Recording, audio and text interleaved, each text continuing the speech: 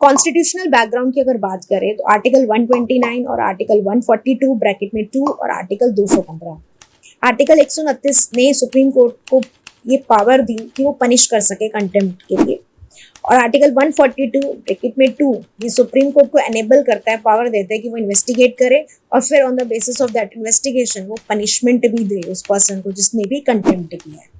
और आर्टिकल 215 कहता 215 ने हाई कोर्ट को ये ग्रांट की पावर कि वो भी कंटेम्प्ट वाले लोगों को पनिश कर सकता है।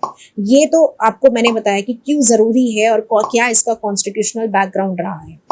अगर नोटेबल केसेस की बात करें तो देखिए बहुत सारे हैं वो तो, जैसे कि 1981 में वी के कृष्णा अय्यर थे जो कि फॉर्मर सुप्रीम कोर्ट जज थे उस टाइम पर। उन्होंने एक पब्लिक स्पीच में ओपनली कहा कि फंक्शनिंग जुडिशरी इन इंडिया जो है वो अच्छी नहीं है, उस पर क्वेश्चन मार्क लगाया। तो केरला हाई कोर्ट ने कोशिश करी कि उनके ऊपर क्रिमिनल कंटेम्प्ट लगाए। जैसे ही किसी पर्सन ने वहां के जो स्पीच सुन रहा था उसने कंप्लेन फाइल करी, लेकिन बाद में but found him not guilty of the charges, लेकिन रफा दफा हो गया केस। 1997 में शिवसेना के लीडर के ऊपर भी बाल ठाकरे के ऊपर कंटेम्प्ट ऑफ कोर्ट लगा बॉम्बे हाई कोर्ट द्वारा। उन्होंने क्या किया, उन्होंने ओपनली कहा कि पब्लिक स्पीच में कहा, एक जज पे आरोप लगाया करप्शन को लेते हुए। ऐसे ही 2001 में दिल्ली हाई कोर्ट ने नोटिस इशू जारी कर दिया एडिटर और जर्नलिस्ट मधु त्रिहान के साथ उनके साथ 4 लोग और थे। कुछ वहाँ इंडिया करके मैगजीन थी, उसमें उन्होंने कुछ छाप दिया था जजेस के बारे में, किसी के इंटरव्यू में रेटिंग के लिए बात कर दी थी। किसी जज को ही दिल्ली के ही किसी जज से कह दिया था रेटिंग करने के लिए, दिल्ली हाई कोर्ट के जजेस पे कि किस लेवल पे आप रेटिंग करते हो उसको लेते हुए। तो लेकिन पेनलाइज नहीं किया गया क्योंकि उन्होंने अपॉलॉजी कर ली थी और एक्सेप्ट हो गई थी वो अपॉलॉजी, तो पेनलाइज नहीं किया इस ऑफेंस के लिए। अरुंधति रॉय आप सबको पता है, आए दिन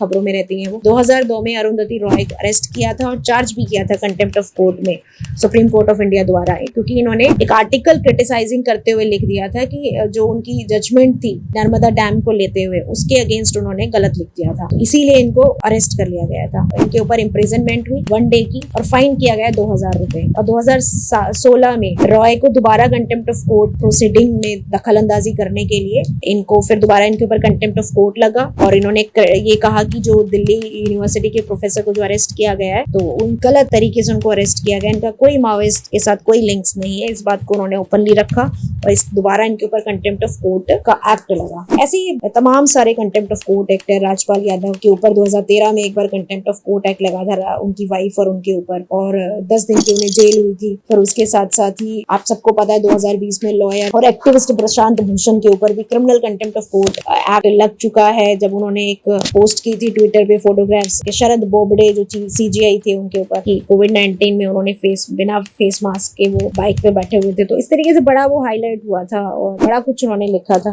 बट ओवरऑल उम्मीद करती हूँ आपको ये पूरा टॉपिक समझ आया होगा कंटेम्प्ट ऑफ कोर्ट एक्ट। और अगर आपको कोई भी क्वेरी है you can mail me your query और कमेंट अंडर दिस वीडियो। और मेरी मेल आईडी है rachna kasana121@gmail.com। आज के लिए बस इतना ही। Thank you so much.